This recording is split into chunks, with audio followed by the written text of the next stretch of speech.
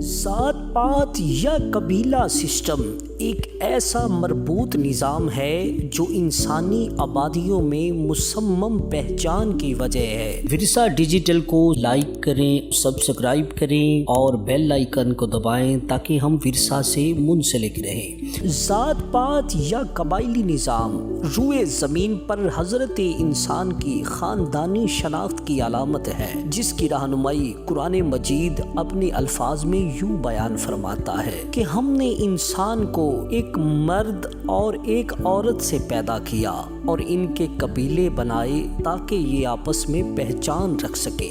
یہ بات تو تمام اہل کتاب اور اہل صحائف بخوبی جانتے ہیں کہ تمام انسان ابن آدم ہیں اور آدم و حوا کو اللہ نے زمین پر اتارا، جس کے بعد نسل انسانی پروان چڑھی۔ یہاں یہ بات قابل ذکر ہے کہ کچھ قبائل شخصی نام کی بنیاد پر وجود حاصل کرتے گئے، جبکہ کچھ قبائل پیشہ ورانہ صلاحیتوں کی بدولت معرض وجود میں آئے۔ مگر اس وقت یہ کوئی نہیں جانتا تھا کہ ایک وقت ایسا آئے گا کہ ان قبائل میں درجہ بندی کی بنیاد پر سبقت حاصل کرنا معمول بن جائے گا۔ قبائل سسٹم نسل پرستی کا روپ دھار لے گا۔ ایک قبیلہ کہے گا کہ میں معتبر ہوں، جبکہ دوسرا قبیلہ کہتا ہے کہ میں اعلیٰ ہوں۔ اس دنگا مشتی نے زمین پر نہ جانے کتنی خون ریزی کی اور کتنے لوگ لقمہ اجل بن گئے۔ مگر حیرت کی بات یہ ہے کہ یہ معمہ آج بھی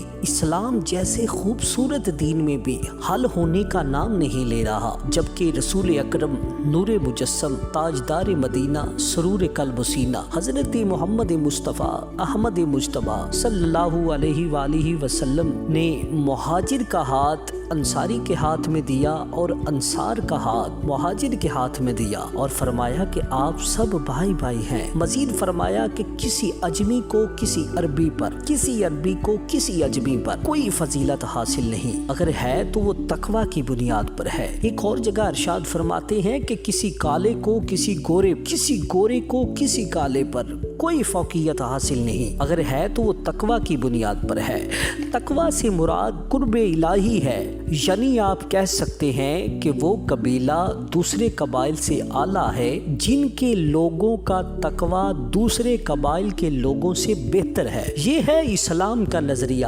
مگر حیرت اس بات کی ہے کہ بر صغیر پاک و ہند جیسے خطہ میں لوگوں کو ایمان کی دولت تو نصیب ہو گئی، مگر صدیوں پرانی نسل پرستی جیسی لعنت اور ریت ان کی عادات و خصائل سے نہ نکالی جا سکی، جو کہ تاحال چلی آ رہی ہے۔ نسل پرستی قدیم ہندوانہ تہذیب کا اعلی کار ہے، جو آدم زاد بے مذہب کی بنیاد پر، دولت کی بنیاد پر، پیشہ کی بنیاد پر نسل انسانی کو تقسیم در تقسیم کرتی چلی آ رہی ہے، جن کا توڑ جدید اسلامی نظائر نے روزے روشن کی طرح عیاں کر کے رکھا ہے۔ مگر اس کے باوجود ہمارے تعلیم یافتہ احباب، بالخصوص علماء دین میں سے اکثر و بیشتر احباب نسل پرستی جیسی درجہ بندی کا شکار نظر آتے ہیں۔ ورثہ ڈیجیٹل کو لائک کریں، سبسکرائب کریں اور بیل آئیکن کو دبائیں تاکہ ہم ورثہ سے منسلک رہیں۔